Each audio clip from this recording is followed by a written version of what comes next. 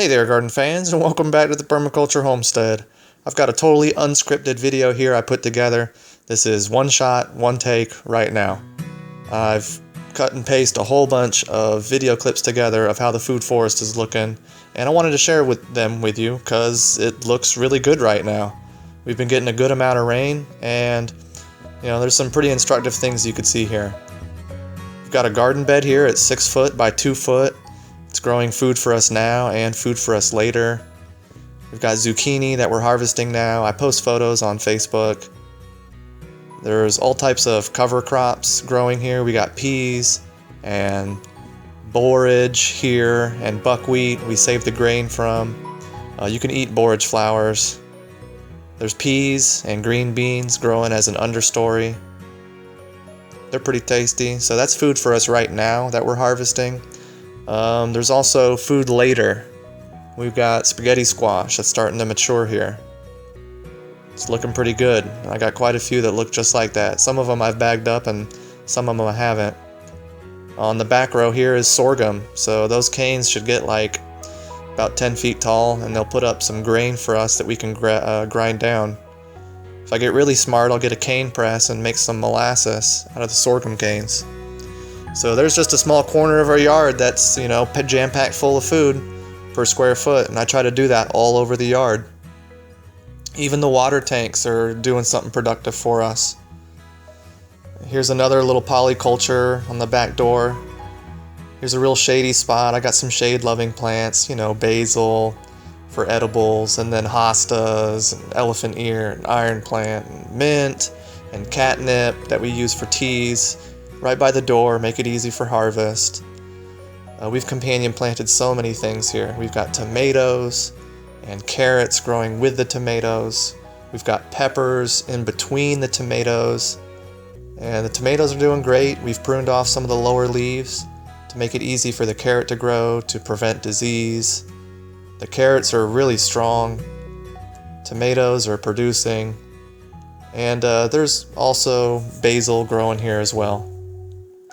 So to take that idea of like a small polyculture and to level it up, I've got this is a Pakistani mulberry that I've planted in place of a pear tree that I had here. And I didn't disturb any of the companion plants that the pear tree already had. I cut it off at the base, and I planted this mulberry basically in the old root structure of the pear tree. 6 feet from that, there's another peach tree, and it's companion planted with, garlic chives, thyme, cut and come again greens, and some carrots. Yarrow is beautiful. It's not edible, but we can use this plant if we need it. It's a great compost activator. We've got, what is this?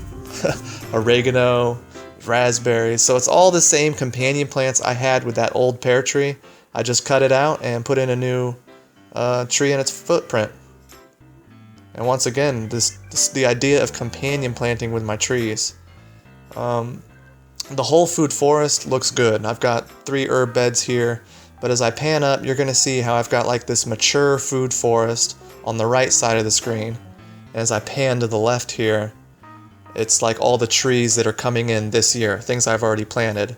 So I've got this mature canopy starting to form of peach trees and blackberry and elderberry and some pawpaw trees.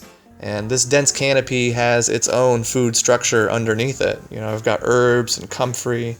Here's a pawpaw tree with some comfrey and functional kale. I'm eating food out of this food forest. There's vegetables growing. You can see I got DE on them, diatomaceous earth.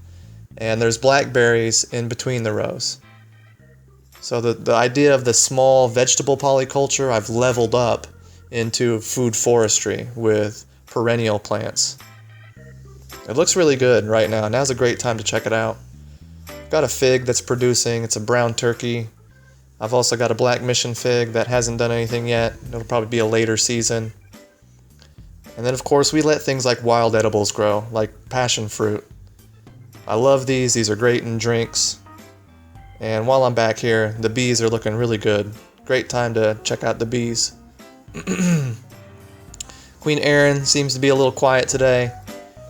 Queen Elizabeth has a lot of bees coming and going. I'm going to zoom in here a bit for you and just give you an education on the bees. I mean, they're doing everything here in this shot. You've got bees coming and going, bringing pollen, bringing nectar.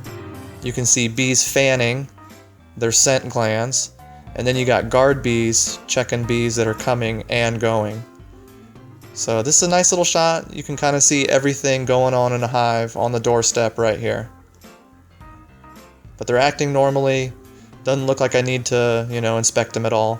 Both boxes are up to 3 deeps. And the bees are doing really good. In fact, I've seen a couple of them pollinating the grapes I got. And man, I've never seen grape flowers like this, but this is the best I've seen out of these muscadines since I planted them. So the whole garden's looking great, guys. I've stacked polycultures all over the place and on top of each other, and it looks really good right now. I appreciate y'all stopping by. Just to give you a quick update and show you a few things, and hope you could glean some information from this. I appreciate your guys' support. Thanks for watching, as always. Keep in touch for more. God bless.